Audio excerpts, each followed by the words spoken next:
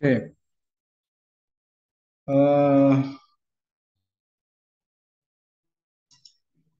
ini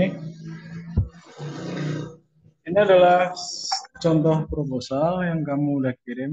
Jadi di sini adalah kalau dilihat dari judulnya, kalau dilihat dari judulnya ya, ini adalah kepuasan komitmen pegawai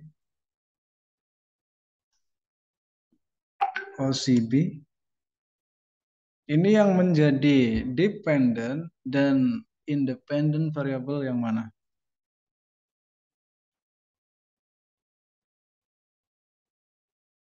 Kalau yang independen itu, yang ini kepuasan dan komitmen pegawai. Kalau yang dependen, OCB. Oke, berarti kepuasan sebagai X1 dan komitmen pegawai itu sebagai X2. Ini adalah sebagai Y-nya. Jadi organizational citizenship behavior atau apa ya, tingkah laku citizenship tuh orang yang ada di situ. Organisasinya gimana? Di Dinas Komunikasi dan Informasi Deskominfo Lumajang. Jadi ini mempengaruhi X mempengaruhi Y. Oleh karena itu kenapa kita harus menggunakan regresi berganda? Karena ini ada X-nya itu 2. Oke, langsung kita lihat di data. Datanya mana ya?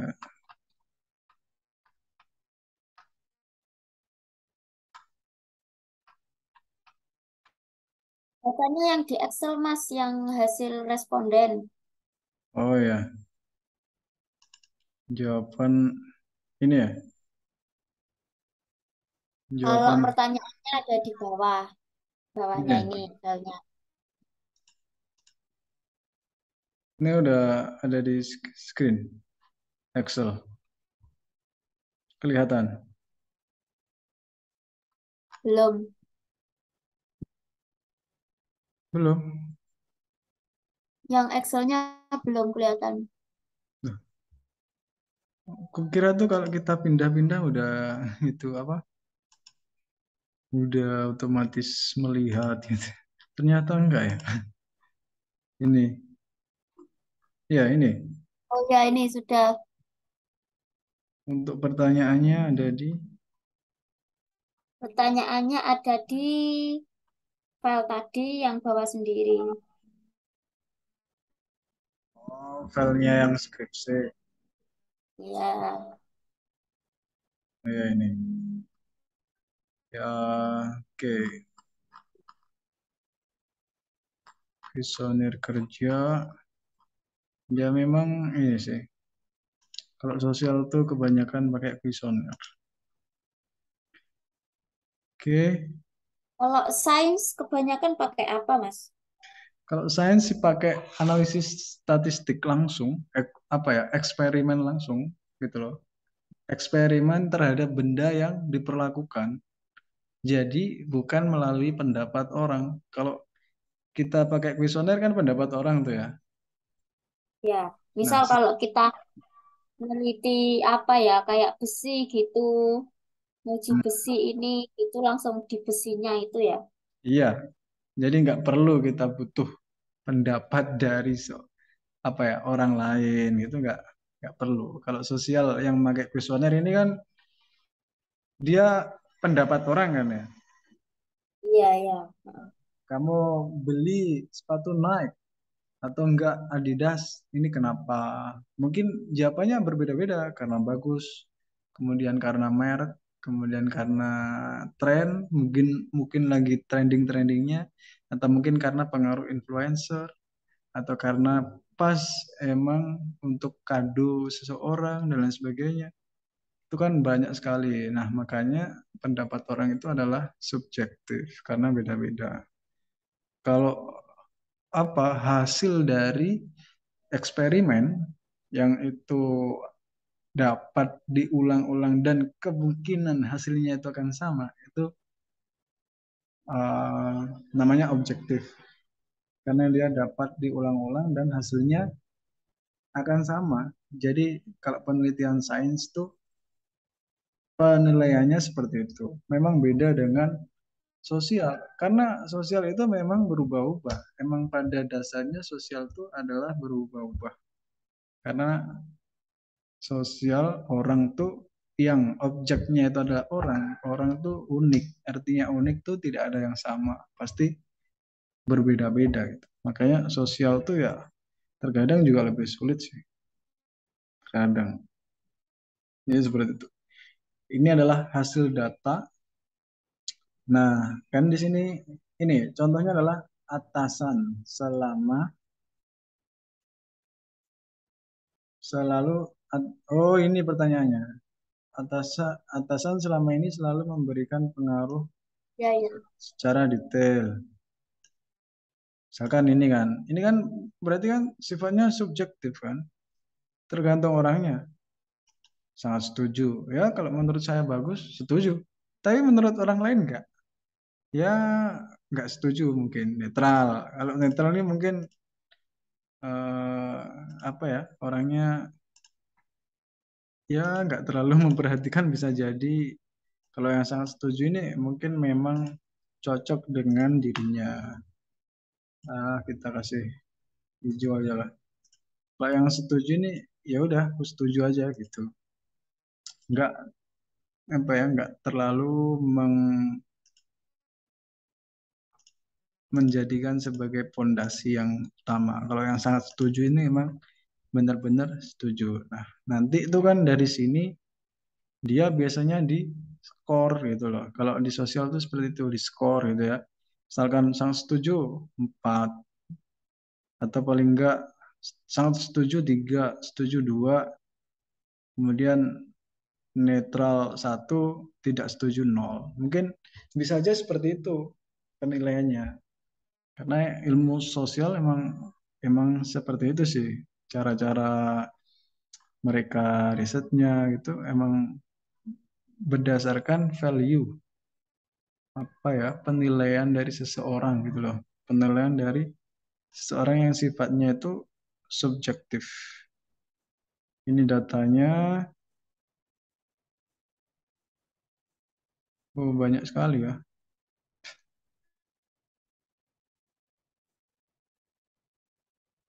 Nah, ini kan sampai BX, BW.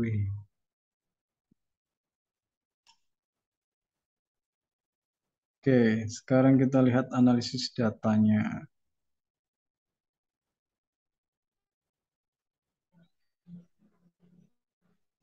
Di proposal. Sangat setuju, tidak setuju. Netral, setuju, dan setuju. Hmm, user. Ini kan statusnya ya. Ini adalah sangat tidak setuju. Kemudian ini tidak setuju. Ini netral. Ini setuju. Dan ini sangat setuju. Atasan selama ini, oke, kuesioner kepuasan kinerja. Kuesioner kepuasan kinerja. Tadi itu, oh ya, kepuasan. Analisis kepuasan dan komitmen pegawai. Oke. Jadi di penelitian ini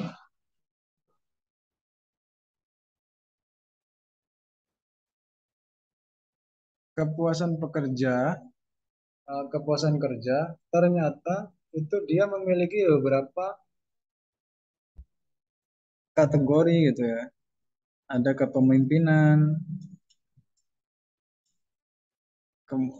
untuk menghitung kepuasan kerja ini bisa dilihat dari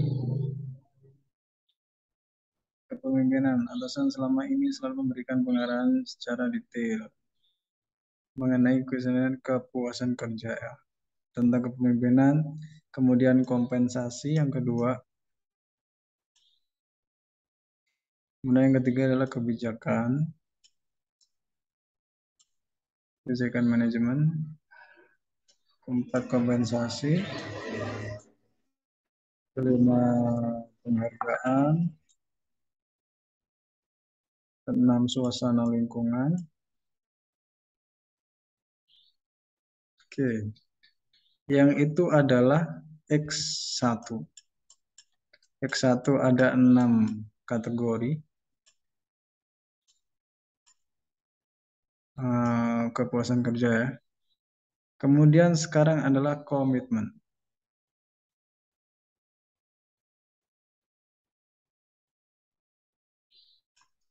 Komitmen ada berapa?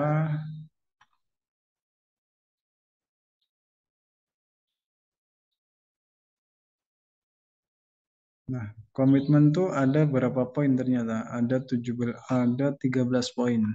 Tapi dalam satu kategori aja. Ya, ini nanti itu bisa dilihat seperti ini. Bisa dibuat data sebagai kategori.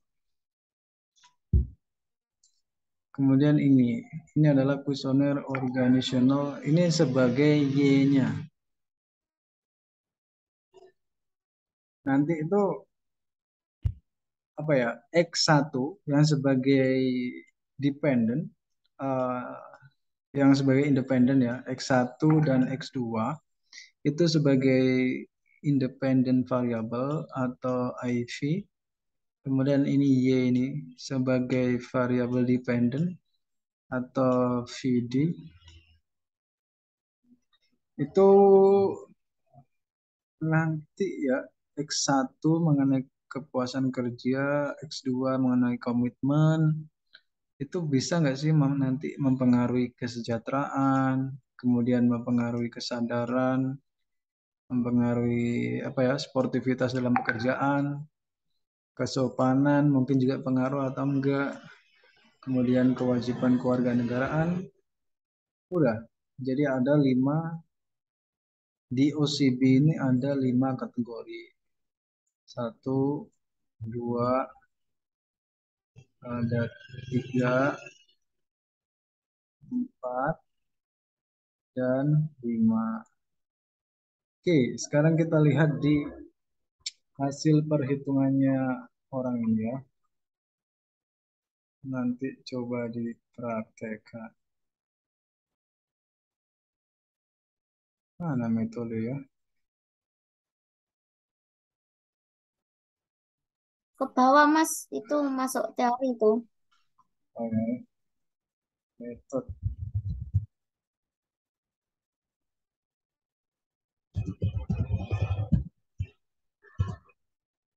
Nah,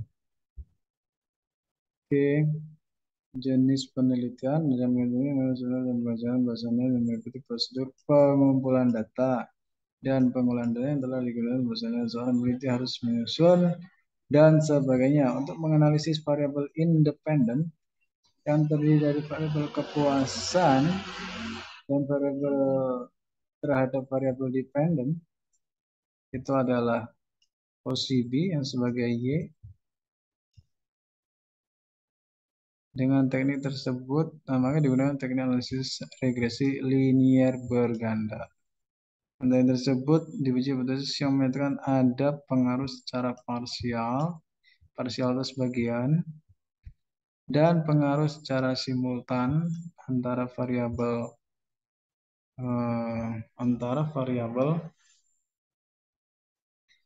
independen X, yaitu kepuasan pegawai X1, komitmen pegawai X2 terhadap variabel dependent OCB, Organizational Citizen Behavior. Objek penelitian, sifat atau nilai orang. Oke, nah yang perlu yang perlu diketahui juga bahwa regresi itu harus menggunakan data primer, wajib. Regresi wajib menggunakan data primer. Data primer itu data apa? Data yang langsung didapatkan dari hasil wawancara, bukan dari data-data yang udah yang udah dimiliki oleh suatu suatu lembaga gitu. Misalkan kamu ingin meneliti sifat-sifat orang di kota Jember, terus kamu cari datanya di Dinas Ketenagakerjaan gitu. Terus tapi kamu tidak langsung menanyai kepada warganya. Itu berarti data sekunder. Nah, kalau kamu menanyai langsung ke warganya, dibuat sampling, kan nggak mungkin menanyai semua warga Jember. Jadi dibuat sampling, Ambulu sekian, Sumbersari sekian, Jenggawa sekian, Silo sekian, dan lain sebagainya. Itu disebut data primer. Oke, paham? Paham. Jadi regresi itu wajib data primer ya. Kalau data sekunder kurang, nggak biasa digunakan. Kemudian Semua populasi. skripsi kan wajib Mas data primer. Kenapa? Bukannya semua skripsi itu wajib data Ada yang enggak, primer. ada yang enggak, ada yang kita bisa minta data ke dinas-dinas pariwisata, dinas kepegawaian, dinas pendidikan, itu kan bisa juga.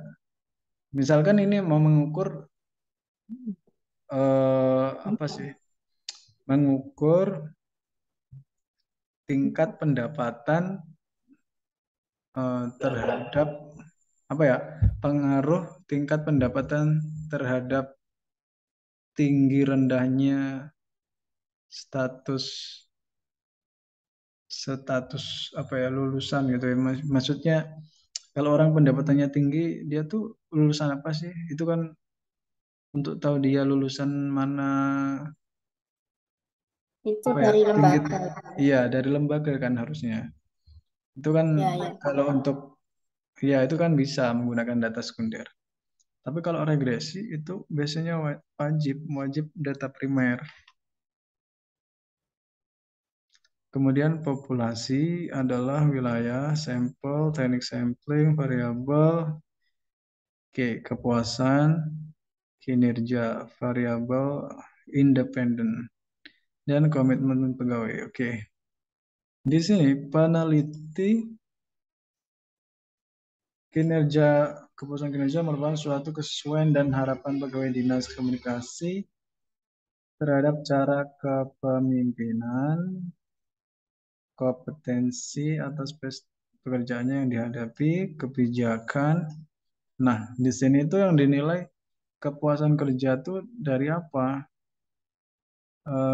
Dari ini cara kepemimpinan, kompetensi atas pekerjaan, kebijakan manajemen, kompensasi, penghargaan, serta lingkungan selama bekerja di dinas komunikasi.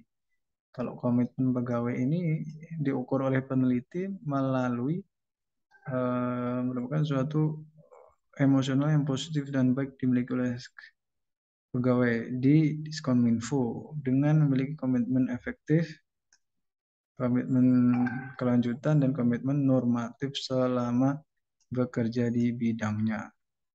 Jadi di komitmen pegawai ini ada beberapa poin, sedangkan di apa kepuasan kerja ini ada beberapa kategori dengan beberapa poin. Seperti yang kita lihat tadi di bawah, yang kepuasan kerja itu ada beberapa kategori dengan berbagai jumlah poin, sedangkan di komitmen pegawai itu hanya beberapa poin saja tanpa dikategorikan. Oke, metode pengumpulan, teknik pengumpulan data yang digunakan adalah teknik sebagai berikut. Nah, wawancara, ini sebagai data primer, kuesioner data primer. Nah, benar kan tebakan kita bahwa skor setuju dan tidaknya apa untuk menilai setuju tidaknya ternyata diberi skor sama peneliti 5. Kalau setuju 4. Kalau ragu-ragu netral 3. Kalau tidak setuju 2, sangat tidak setuju 1. Jadi tetap menggunakan matematis. Kita tuh kalau mau meneliti pasti nggak lepas dari matematis ya, kecuali kita mau meneliti perilaku. Perilaku dari hewan gitu ya, untuk melihat tingkah lakunya, kalau pagi gimana, siang gimana, sore gimana, pagi gimana, itu kita nggak butuh metode matematis sepertinya. Itu biasanya dipelajari di evolutionary biology. Untuk menyebarkan kuesioner sebagai bahan penelitian diberikan kepada responden. Nah, responden ini adalah apa ya? Sebagai dependennya, sebagai dependent variable atau DV. Dan sebenarnya dalam Mojang menggunakan skala Likert yang dapat dibuat dalam bentuk checklist. Jadi di checklist gitu loh, kan tadi di apa formnya ada sangat sangat tidak setuju, tidak setuju, netral, setuju dan sangat setuju. Nah itu adalah metode yang checklist. Oke, observasi, dokumentasi, studi pustaka, teknik analisis data.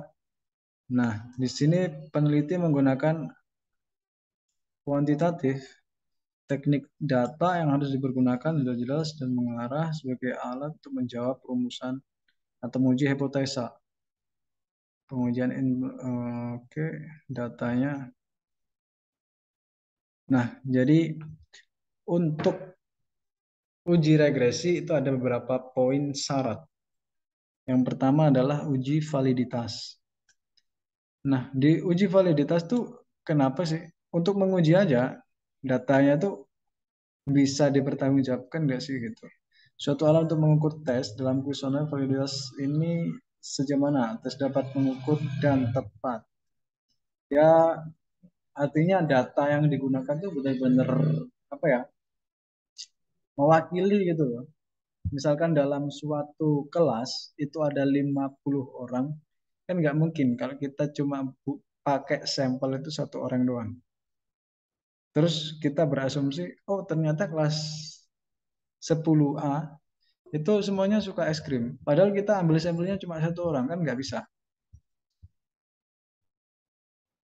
Jadi itu adalah uji kevalidan data. Biasanya pengujian kevalidan data tuh dari sampel. Oke, pengujian validasi ini menggunakan analisis korelasi. Jadi ada hubungannya, berhubungan nggak sih gitu dengan korelasi skor setiap item dan skor total sebagai jumlah skor item rumus. Nah, makanya tadi itu dikasih skor. Kalau sangat setuju, sangat setuju itu skornya adalah 5. 5. Setuju doang 4. Tuh, dan lain sebagainya. Coefficient, jumlah, responden, skor pertanyaan, baik skor total, terus skor totalnya tuh nanti berapa gitu ya.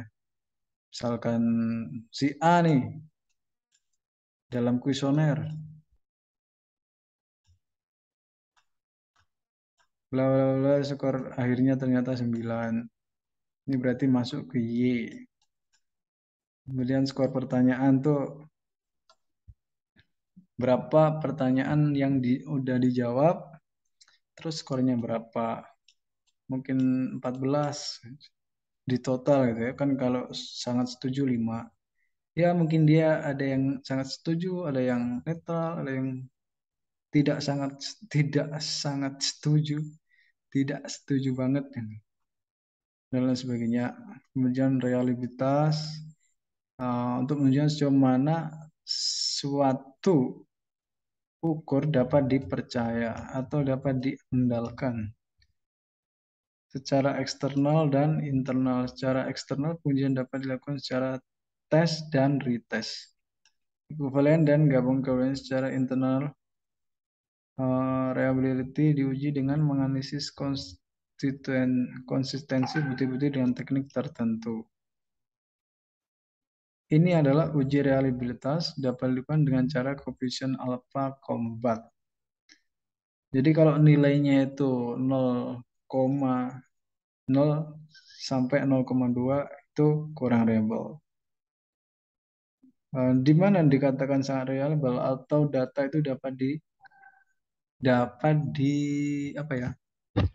Dapat diandalkan itu kalau 0,8 sampai 1. Makanya tadi kan dia tuh memberikan nilai kan 5, 4, 3 sampai 1 kan? 2, 1. Bener nggak? Ini sangat setuju, ini setuju doang, netral, tidak setuju, sangat tidak setuju. Makanya dia kalau ngasih nilai nggak 0,0, karena kurang reliable atau kurang dapat diandalkan. Jadi memakai angka real. Jadi seperti itu. Ada uji normalitas. Gimana uji normalitas itu jika alfa itu lebih dari 0,05. Tahu nggak maksudnya 0,05? Nggak tahu, Mas. Nah, alfa ini adalah sudut apa ya? Alfa itu adalah nilai F hitung dalam ANOVA. Sebelumnya udah belajar ANOVA? Belum. Nah, jadi ya, regresi ini adalah termasuk uji lanjut. Uji lanjut. Ya, seperti BNT, BNJ, kemudian DMRT, dan lain sebagainya, LSD gitu ya. Artinya tuh ini, perhitungan dalam ANOVA, F hitung, itu harus lebih besar daripada F tabel. F tabel tuh nyarinya di mana? F tabel ada sendiri tabelnya. Jadi dalam perhitungan ANOVA itu aku tunjukkan aja ya biar tahu contohnya. Contohnya mana ini kampus UNED. Contohnya di skripsiku.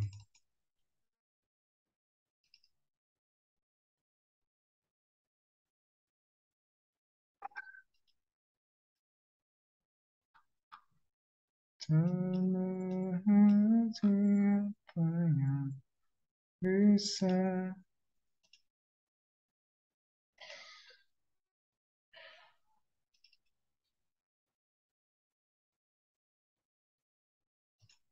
Nah, nah, nah.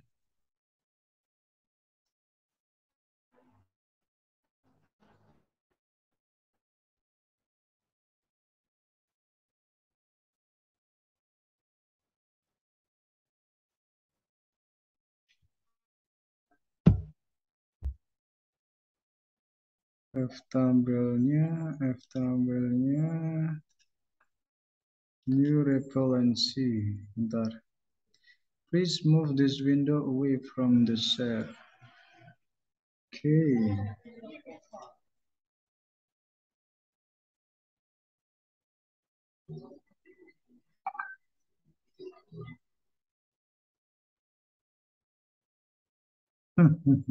Oke, kita sudah menemukan.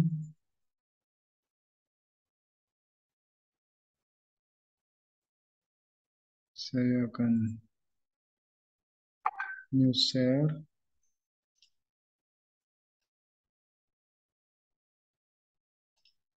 Oke, udah kelihatan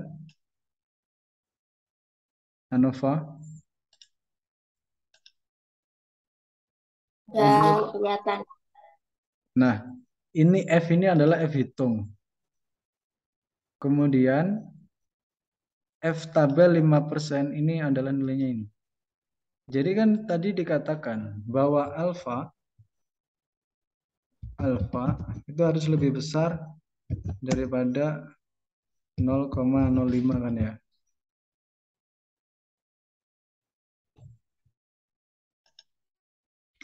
Ternyata ini F hitung ini sebesar 19,5. 19,5. lebih besar daripada 0,05. Dengan demikian, maka data ini bisa diandalkan atau reliable karena lebih alfanya itu atau F hitungnya itu lebih dari 0,05. Jadi seperti itu. Gimana cara menghitung ANOVA? ANOVA itu menghitungnya ya pakai Excel. Tapi kalau di SPSS kita nggak perlu ngitung ANOVA, dia akan muncul sendiri. Jadi seperti itu. Mana ya datanya di sini ya? Uji koefisien. Oke, sekarang kita praktek saja.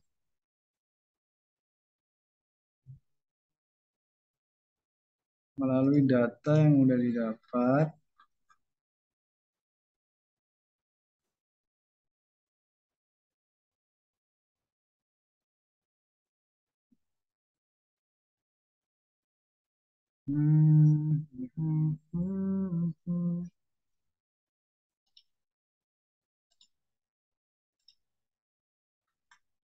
melalui data yang didapat. Oke,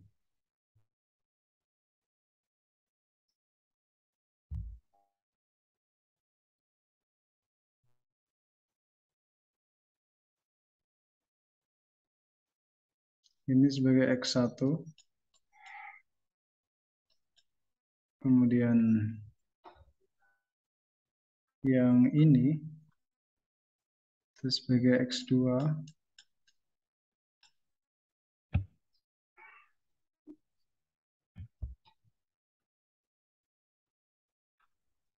Dan selanjutnya ini adalah sebagai Y. Jadi ini kita mau uji angkanya misalkan gini ya. Misalkan kita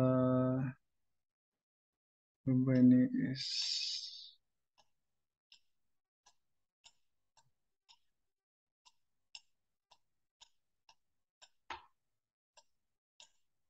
kita paling kasih satu lah, netral gitu.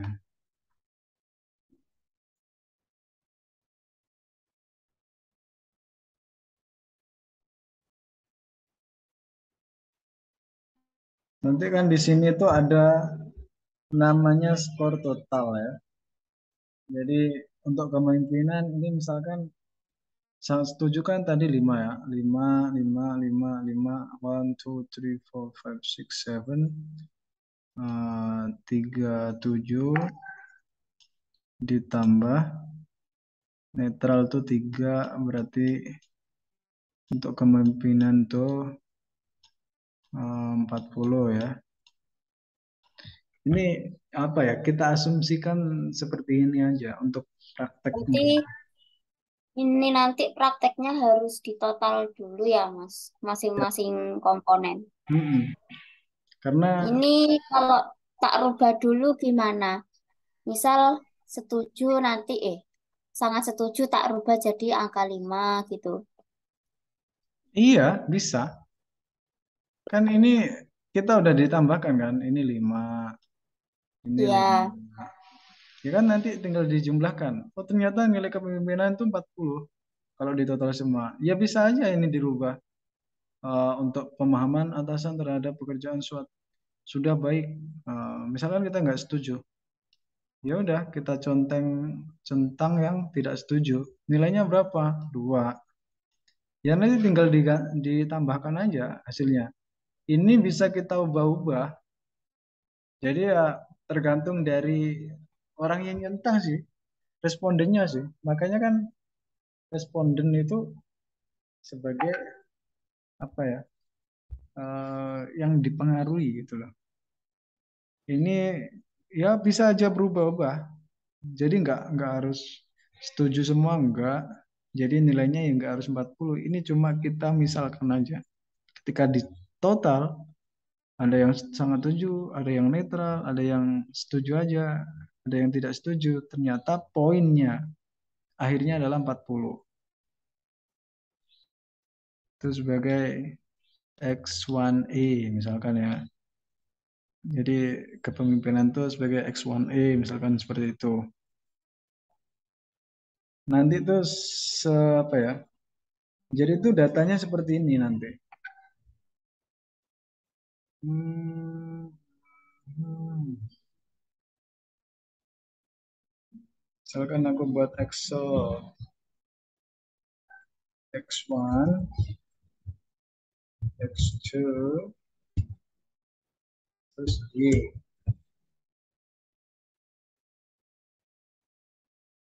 Coba ya tak share X1. Udah kelihatan ini. X1, X2, Y.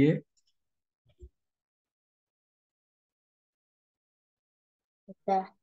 Nah, jadi tuh nanti datanya kurang lebih seperti ini. Ya, ini bisa aja 12, 13, 14, 15, 16, 17, ya, 18, dan sebagainya. Ini bisa aja 42, 32, terserah. Pokoknya nanti terserah perhitungan dari responden itu. Ya, Berarti ini yang dimasukkan di SPSS itu jumlahnya ya, iya total. nggak satu-satu. Saya kira Enggak. satu-satu tiap responden gitu, Mas. Kalau satu-satu ya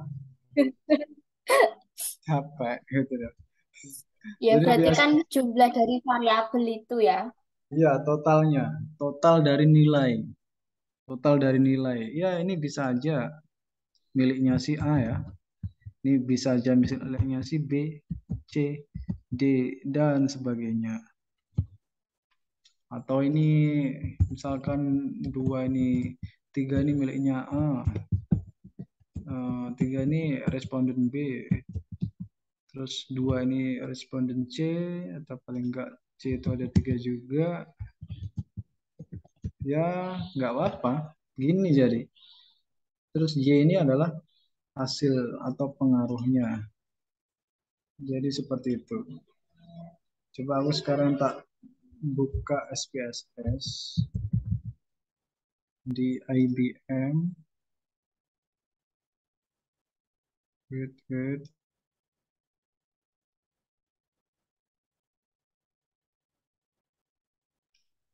Lemot kalau buka SPSS.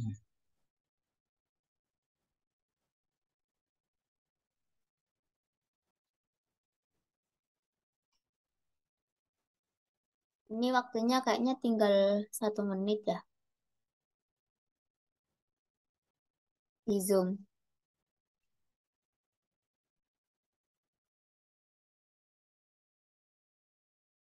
Nanti join lagi, aku stop dulu.